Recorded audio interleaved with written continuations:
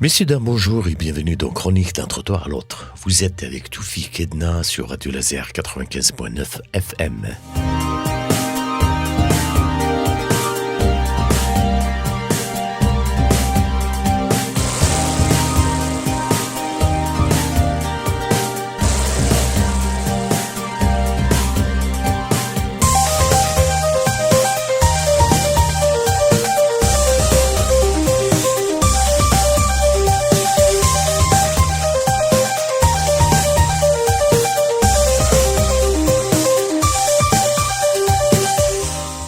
Ici, on marche lentement dans la ville pour voir ce que la vitesse efface. Des détails minuscules qui font de grands mondes.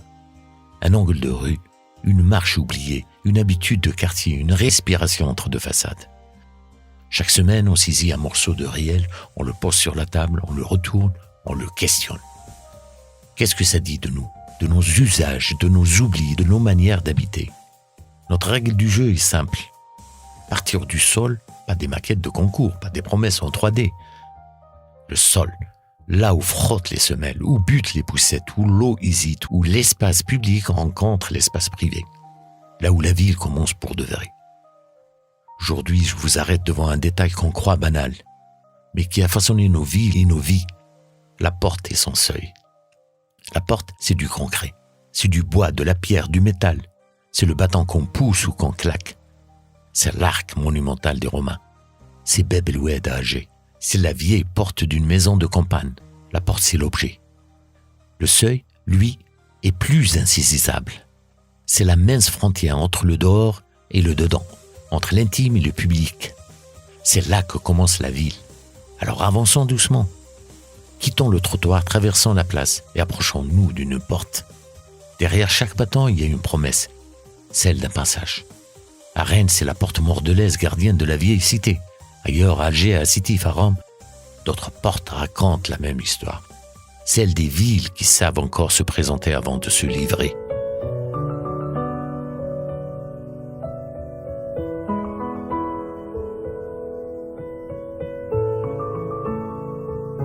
Pourquoi tu me regardes comme ça? Avec ces grands yeux, comme si je comprenais pas que le monde a froid, qu'aujourd'hui il est malheureux. Moi aussi j'ai le droit de faire de mon mieux. Je voudrais changer l'histoire pour que revienne l'espoir, l'amour et le ciel bleu. Donnez-moi l'avenir, juste là dans mes mains, et je le ferai fleurir de roses, de jasmin. Donnez-moi tout l'amour, même celui qui est s'éteint. Je rallumerai le jour et le monde de demain. Ce monde, ce monde, ce monde, c'est le tien, c'est le mien. Ce monde, c'est le mien, c'est le tien. Ce monde, c'est le monde de demain. Le monde de demain. Tu peux bien rire de moi, tu peux même dire ce que tu veux. Moi je l'abandonnerai pas, t'entends, je me bats. Ce soir encore, j'ai fait un feu. Donnez-moi l'avenir, juste là dans mes mains. Je le ferai fleurir, de roses, de jasmin. Donnez-moi tout l'amour, même celui qui s'éteint. Je rallumerai le jour et le monde de demain. Je veux plus le voir souffrir, et moi j'ai peur de rien. J'attendrai pas de grandir, j'attendrai pas la fin.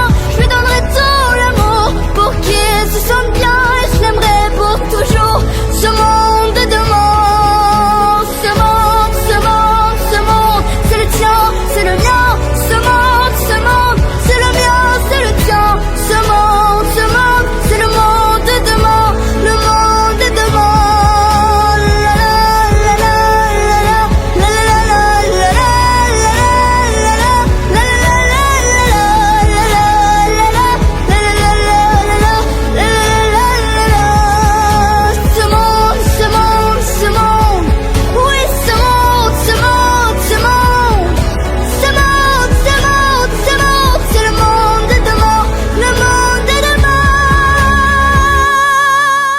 Avant d'être un détail d'architecture, la porte est une invention politique.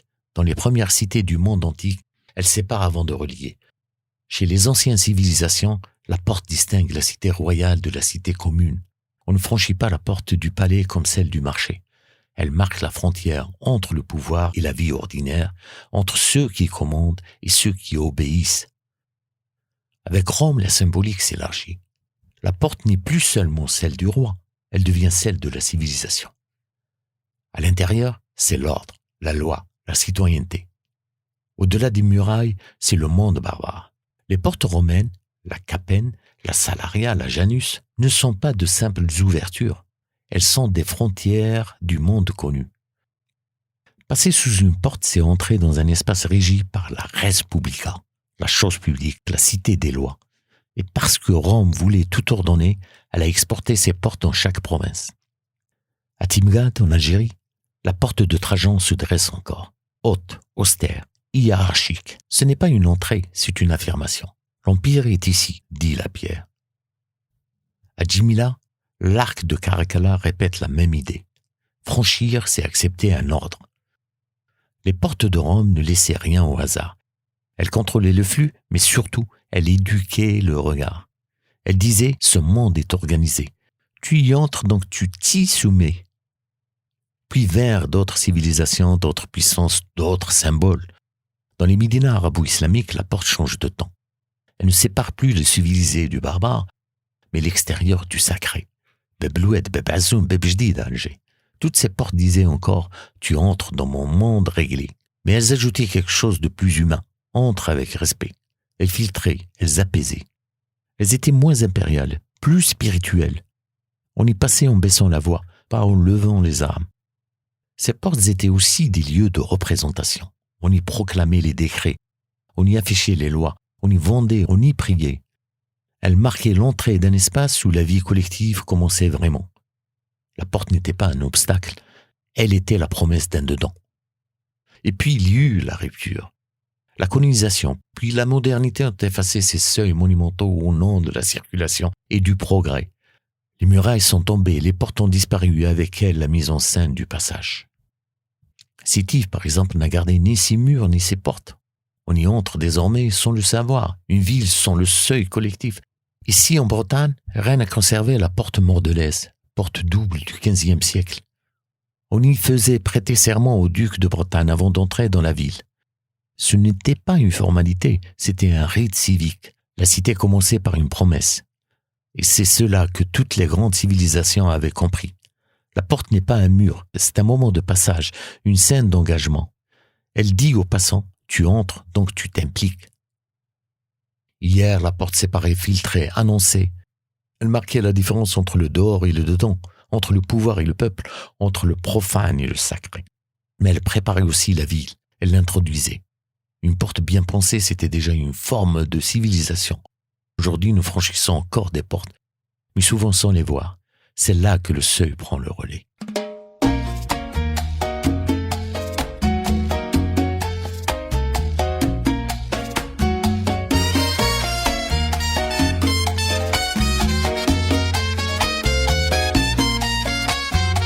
Tus ojos son Caribe azul, tu risa es sol, mi juventud.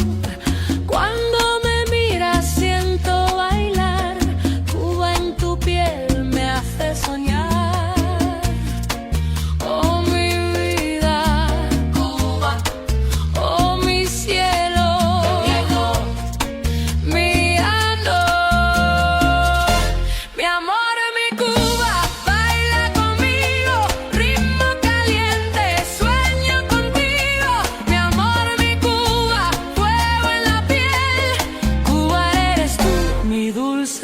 Cuba, Cuba, Cuba, siempre tú. Cuba, Cuba, Cuba, siempre tú. Cuba, Cuba, Cuba, siempre tú.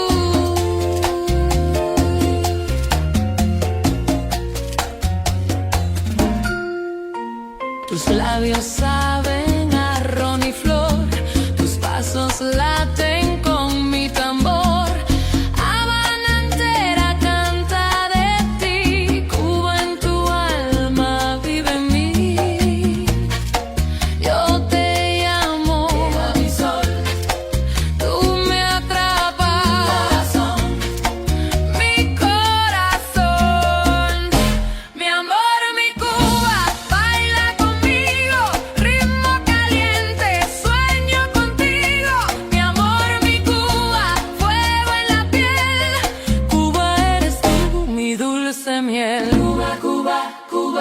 siempre tú. Cuba, Cuba, Cuba, siempre tú. Cuba, Cuba, Cuba, siempre tú.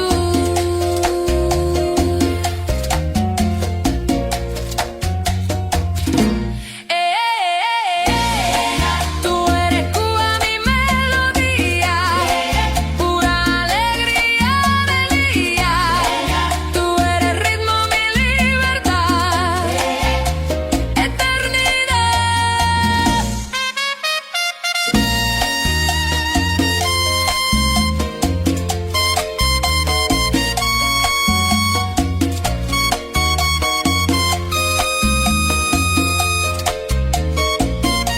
Mi amor, mi Cuba, baila conmigo, ritmo caliente, sueño contigo. Mi amor, mi Cuba, fuego en la piel. Cuba eres tú, mi dulce miel. Cuba, Cuba, Cuba, siempre tú. Cuba, Cuba, Cuba, siempre tú. Cuba, Cuba, Cuba, siempre tú.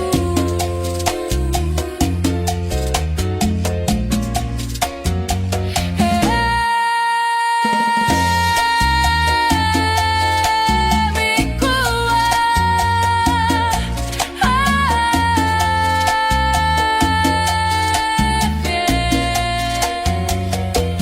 Si les portes monumentales ont presque disparu de nos villes, le seuil, lui, est resté. Invisible, banal, discret, mais partout présent. Et c'est peut-être là que se joue aujourd'hui l'essentiel de notre urbanisme. Le seuil, c'est d'abord une affaire de technique. Il fixe le niveau zéro de toute construction. Un point en apparence simple, mais vital. C'est lui qui dit où la maison commence, à quelle hauteur, par rapport à la rue, au trottoir, à l'écoulement de l'eau. De ce choix dépend tout. La protection contre les inondations, la continuité des trottoirs, l'accessibilité pour les personnes à mobilité réduite. Un seuil trop bas et l'eau s'invite à la moindre pluie. Trop haut et l'entrée devient infranchissable. Autrement dit, mal penser le seuil, c'est condamner l'usage avant même d'habiter. Dans l'architecture traditionnelle, le seuil était un élément essentiel. À Sétif, dans les vieilles maisons, on entrait toujours par un petit retrait qu'on appelle srifa. Ce vestibule, cet espace tampon entre la rue et l'intérieur. Elle protégeait l'intimité tout en créant une respiration, un cas social et symbolique avant la maison. Au Japon, le jankan joue le même rôle. On y ôte ses chaussures avant d'entrer, marquant physiquement et symboliquement le passage d'un monde à l'autre. Dans les Médinas, le seuil prenait 1000 formes, une marche, une chicane, une porte en retrait. Autant de gestes qui filtraient l'entrée, adoucissaient la transition, donnaient de l'épaisseur au passage. Aujourd'hui, tout cela s'est aplati. Nos entrées n'ont plus ni marche, ni souffle. On passe directement du trottoir à la porte, sans respiration, sans seuil. Et chacun bricole le sien. L'un surélève, l'autre creuse, le voisin coule une dalle de béton. Résultat, le trottoir, censé être continu, devient une succession de bosses et de fossés. Poussettes, fauteuils roulants, passants ordinaires, tout le monde bute, trébuche, contourne. La ville, au lieu de circuler, s'encombre d'elle-même. Et les conséquences se répètent à chaque saison des pluies. Des maisons inondées parce que leur seuil est plus bas que la rue. Des trottoirs déversant l'eau vers les façades. Des ruelles transformées en rivières parce que les altimètres ne se répandent plus. Le seuil, ce petit détail qu'on croyait anodin, devient catastrophe urbaine. Mais au-delà de la technique, il y a le seuil social. Autrefois, on n'entrait pas directement de la rue dans la maison. Il y avait cet espace d'attente, de reconnaissance, de civilité. La srifa, le perron, le petit banc, l'auvent, c'était le lieu du bonjour, du regard échangé, de l'attente avant le pas suivant. La ville moderne obsédée par la vitesse et la fonctionnalité a supprimé tout cela. On ne franchit plus, on pénètre. Et dans ce glissement s'est perdue une part de notre culture de l'accueil. Aujourd'hui, le seuil est devenu un miroir. Il mesure notre capacité ou notre incapacité à penser ensemble. Chacun élève le sien, sans coordination, sans vision commune. Et la ville devient un patchwork d'intérêts privés, un puzzle sans cohérence. Le seuil, qui devrait être le point de rencontre entre l'individuel et le collectif, devient la preuve de leur rupture. En vérité, l'urbanisme commence ici, pas dans les tours, pas dans les plans, mais dans la manière d'entrer. Dans la précision du sol, dans la hauteur juste, dans le respect du passage. Le seuil, c'est la première phrase de la ville. Quand il est faux, tout le reste sonne creux. Demain, nous irons plus loin, car le seuil n'est pas seulement une question d'eau, de pente ou d'accès, c'est aussi une frontière morale. Pourquoi certaines portes restent ouvertes et d'autres se ferment? Pourquoi dans nos villes certains entrent sans frapper, tandis que d'autres restent toujours dehors? Nous parlerons du seuil comme miroir social, celui qui dit sans un mot qui est dedans et qui reste dehors. Des seuils des maisons au seuil des institutions, des portes de service aux portes dorées du pouvoir. Nous verrons comment l'espace architectural finit toujours par révéler l'espace politique.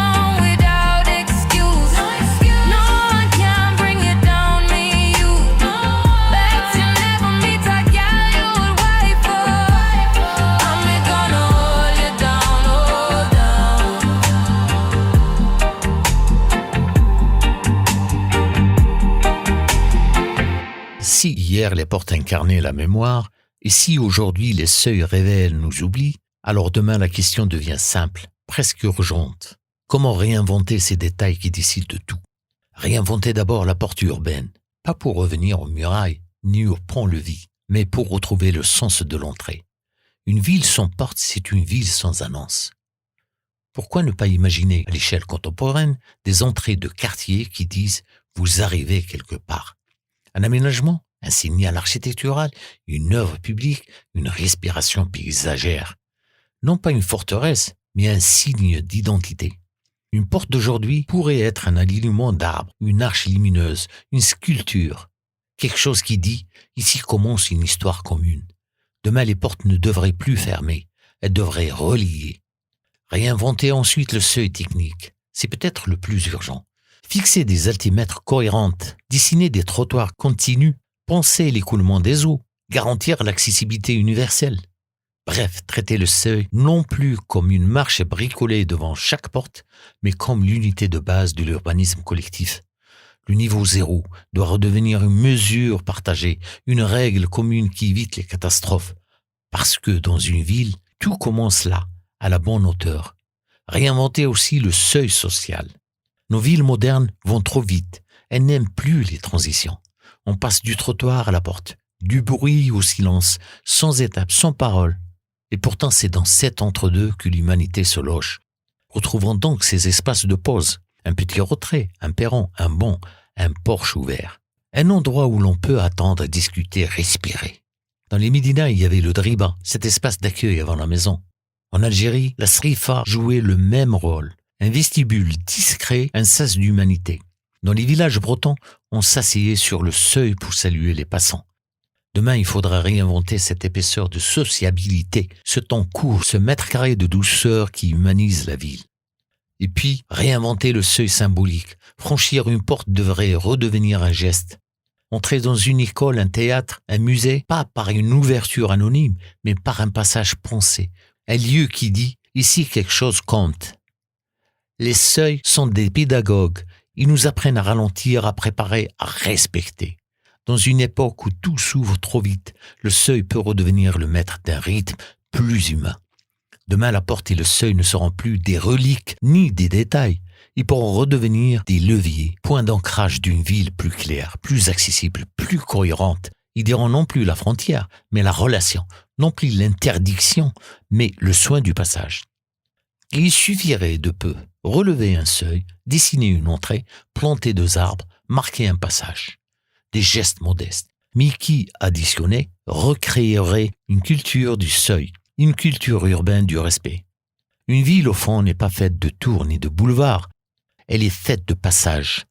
Et c'est dans le soin apporté à ces passages que se lie le respect pour ses habitants. Alors oui, demain réinventer le seuil et la porte, ce sera peut-être réinventer la ville elle-même. If it's raining, it's raining. Tears from my eyes. Since you've gone, all I do is cry. Won't somebody help me? Somebody help me. Can't you see that my baby has left me? He left me reeling and rocking, walking the floor. He left a note last night. He won't be back no more. Really good crying. Walking the floor. He left a note last night. He won't be back no more.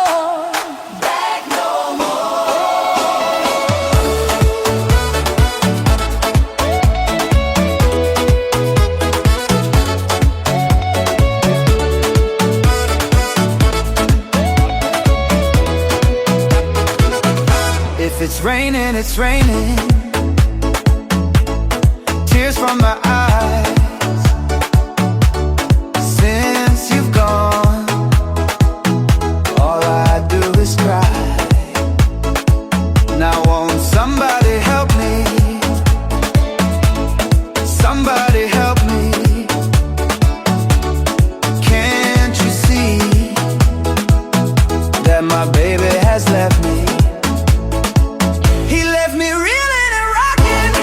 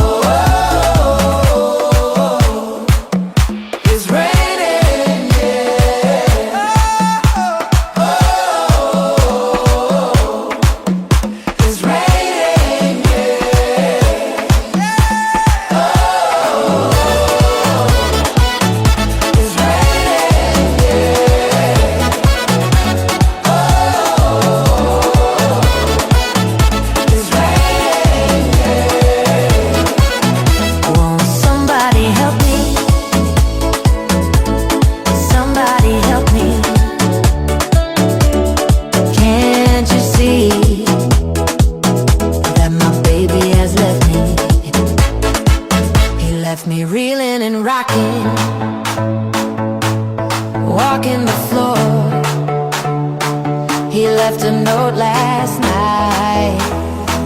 He won't be back no more. Crying sound. Walking the floor. Walking the floor. He left a note last night. He won't be back no more. Back no more. Crying sound. Walking the floor. Walking the floor. He left a note last night. He won't be back no more. Back no more. Alors, que restait-il une fois toutes ces portes et tous ces seuils parcourus? Une évidence simple et puissante. La ville commence toujours par ses passages. Avant les boulevards, avant les places, avant les façades, il y a ce moment fragile entre le dehors et le dedans. La porte qui annonce, le seuil qui prépare. Ensemble, ils disent la manière dont une société se construit, dont elle accueille ou rejette, dont elle protège ou expose. Les portes nous rappellent l'histoire, la mémoire, l'identité. Elles portaient des noms, des directions, des promesses. Elles reliaient la cité à l'horizon. Les seuils, eux, nous rappellent l'exigence du quotidien. Fixer le niveau zéro, protéger de l'eau, permettre l'accès, créer une respiration. Deux faces d'un même langage urbain. L'une spectaculaire, l'autre discrète, mais toutes deux essentielles pour habiter juste. Aujourd'hui, nous avons perdu une grande partie de ce langage. Nous avons détruit les portes et bricolé les seuils. Résultat, des villes qui trébuchent.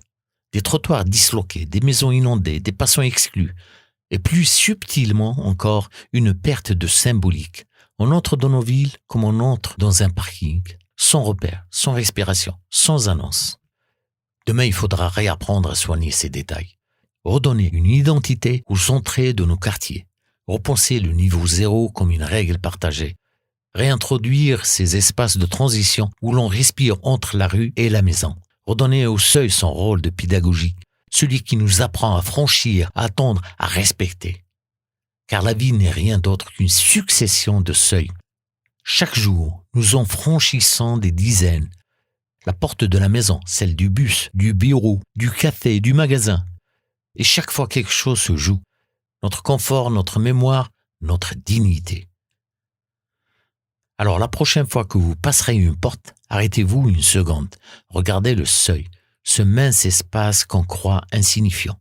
Derrière lui, il y a le monde. Devant lui, il y a vous. Et entre les deux, il y a la ville tout entière.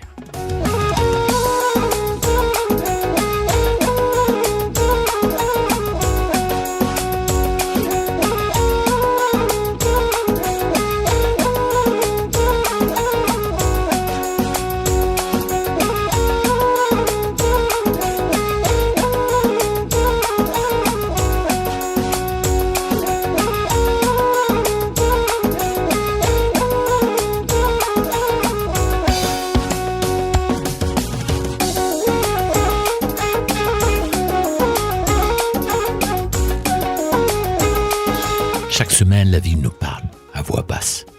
Il suffit juste de tendre l'oreille. Vous écoutiez Chronique d'un trottoir à l'autre, une émission écrite et présentée par Tuvik Edna. Rendez-vous samedi prochain, même trottoir, même heure.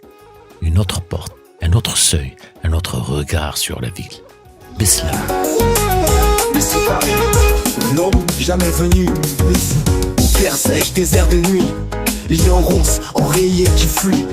Pas de prière, juste des murs. Un silence sourd, un cœur impur. Océan fracturé, désir en vrac. Vois le fantôme dans un ciel opaque. Civilisation taguée sur ma peau. Berceau, tombeau, même écho. Et dehors il pleut, mais c'est pas l'eau qui tombe. C'est ma mémoire qui saigne, c'est l'histoire qui s'effondre. Ils disent automne banal, moi j'entends la fin du monde. Lettre orpheline, corbeau dans ma plume. Chaque mot pèse lourd comme un bitume. Lumière hors lampe, liberté hors langue. Un mot trop nu pour qu'on le prononce sans crainte. J'enflamme, reliquat incandescent. Plus cher que la vie, preuve évidente. Mais qui l'entend? Personne, frère, juste le pit, la pluie, la guerre. Et dehors il pleut, mais c'est pas l'eau qui tombe. C'est ma mémoire qui saigne, c'est l'histoire qui s'effondre. Et dehors il pleut, Mais c'est pas l'eau qui tombe, c'est ma mémoire qui saigne, c'est l'histoire qui s'effondre. Ils disent automne banal, moi j'entends la fin du monde.